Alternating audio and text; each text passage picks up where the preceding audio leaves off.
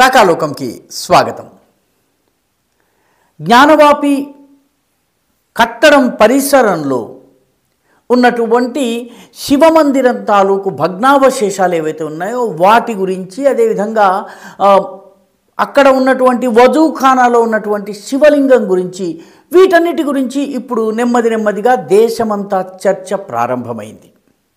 జనవరి 25వ తారీఖున archaeological survey of ఇండియాకి సంబంధించిన నివేదిక 850కి పైగా పేజీలు ఉన్నటువంటి ఒక నివేదిక వెలుగు చూసింది. దీనిలో ఆర్కియలాజికల్ సర్వే వారు గ్రౌండ్ పెనిట్రేషన్ రాడార్, తర్వాత మిగతా అత్యాధునికమైనటువంటి పరికరాలను ఉపయోగించి జరిపినటువంటి సర్వేలో అందరికీ ఇన్నాళ్లుగా తెలిసినటువంటి విషయాలను సశాస్త్రీయంగా రుజువు చేసినట్లయింది.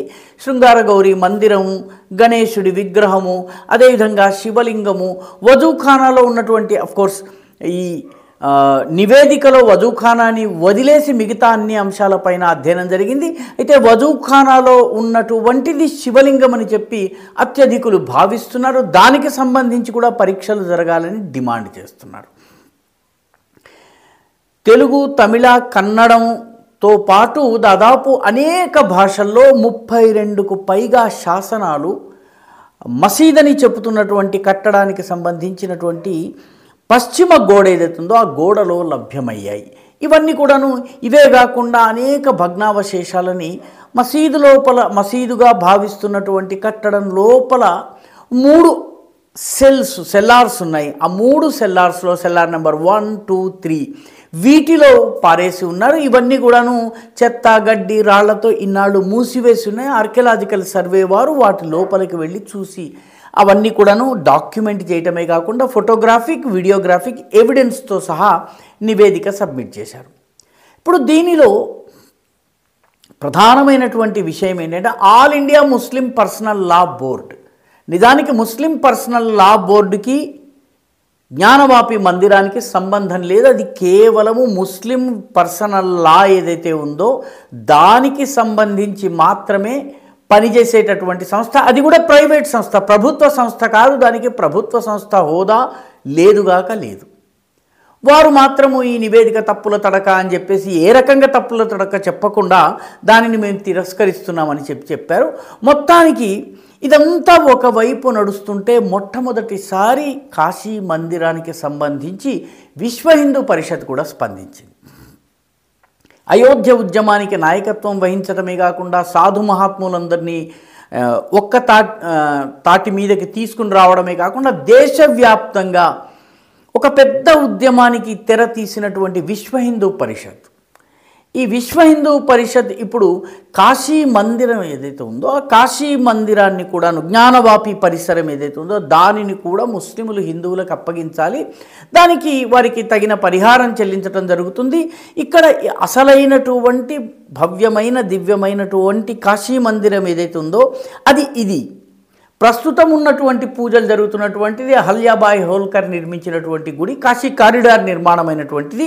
కాబట్టి దీనిని కూడా ఇవ్వాలని విశ్వ హిందూ పరిషత్ అంతర్జాతీయ అధ్యక్షులు అలోక్ కుమార్ ప్రెస్ కాన్ఫరెన్స్ చేసి చెప్పడం జరిగింది. ఇక కాశీ పైన దేశవ్యాప్తంగా ఒక పెద్ద ఉద్యమానికి కూడాను విశ్వ హిందూ పరిషత్ తెర తీసేటటువంటి అవకాశం ఉంది. గమనించవలసినటువంటి విషయం ఏంటంటే అయోధ్య ఇష్యూ వాస్తవానికి విశ్వ హిందూ పరిషత్ 1980స్లో తన చేతుల్లోకి తీసుకుని పోరాటం జరిపింది. కానీ 1952-53లోనే రాష్ట్రీయ స్వయం సేవక సంఘము అఖిల భారతీయ ప్రతినిధి సభ ఒక తీర్మానాన్ని ఆమోదించి ఆ తీర్మానం ప్రకారం కాశీలో ఉన్నటువంటి జ్ఞానవాపిని హిందువులకు అప్పగించాలి అని చెప్పి డిమాండ్ చేసింది. అంటే 1952 నుంచి ఆర్ఎస్ఎస్కి సంబంధించినంత వరకు ఒక తీర్మానాన్ని పాస్ చేసి దీనిని హిందువులకు ఇవ్వాలన్నటువంటి డిమాండ్ ఉంది. అయోధ్య బహుశా తరువాత వచ్చి ఉండవచ్చును, కానీ కాశీకి సంబంధించినంత వరకు 1952లోనే తీర్మానం పాస్ చేయడం జరిగింది. ఆ తరువాత కూడాను అయోధ్య, కాశీ, అదేవిధంగా శ్రీకృష్ణ జన్మస్థానమైనటువంటి మథుర, ఈ మూడిటిని హిందువులకు తిరిగి ఇవ్వాలి అన్నటువంటి నినాదాన్ని అటు విశ్వ హిందూ పరిషత్, సాధు మహాత్ములకు సంబంధించినటువంటి మఠాధిపతులు, వీళ్ళకి సంబంధించినటువంటి మార్గదర్శక మండలి, అదేవిధంగా ఆర్ఎస్ఎస్, ఈ మూడు కూడా కోరుతూ వచ్చాయి. రానున్న రోజుల్లో జ్ఞానవాపికి సంబంధించి వాతావరణం మరింత వేడెక్కనున్నది. అయోధ్య కన్నా సులువుగా ఈ సమస్య పరిష్కారం అవుతుందని చాలామంది ఆశిస్తున్నారు. ఎందుకంటే 2024 ఎన్నికల తరువాత దీనికి సంబంధించినటువంటి తదుపరి చర్యలు ఉండేటటువంటి అవకాశం ఉంది.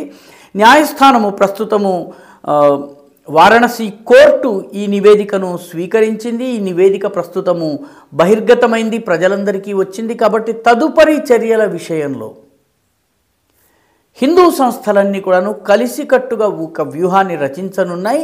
అయోధ్యలో రామజన్మభూమి విముక్తి తరువాత కాశీలో ఉన్నటువంటి విశ్వనాథుడికి కూడా విముక్తి లభించేటటువంటి సూచనలు కనిపిస్తున్నాయి. అంతేకాకుండా 350 సంవత్సరాలుగా కాశీలో ఏదైతే వారణాసికి వెళ్ళిన వాళ్ళకి తెలుస్తుంది, అంటే ఈ మధ్యకాలంలో అక్కడంతా కూడాను అడ్డుకట్టలు వేసి చూడడానికి వీల్లేదు, కానీ గతంలో వెళ్ళిన వాళ్ళకి మందిరం ఒకవైపు ఉంటుంది, శివలింగం వేరే వైపు, అంటే జ్ఞానవాపి మసీదు వైపు చూస్తున్నట్టుగా కనిపిస్తుంది. అంటే ఇన్నాళ్లకి జ్ఞానవాపిలో ఉన్నటువంటి శివునికి కూడా విముక్తి లభించేటటువంటి అవకాశం ఉంది. కాబట్టి వజూఖానాలో ఉన్నటువంటి శివలింగంగా భావిస్తున్నటువంటి దానికి సంబంధించి కూడాను కార్బన్ డేటింగ్ తదితర పరీక్షలు జరగాలని చెప్పి విశ్వ హిందూ పరిషత్, ఇతర హిందూ సంస్థలు డిమాండ్ చేస్తున్నాయి. కాబట్టి రానున్న రోజులలో కాశీ విముక్తి ఒక ప్రధాన ఎజెండాగా మారబోతుంది.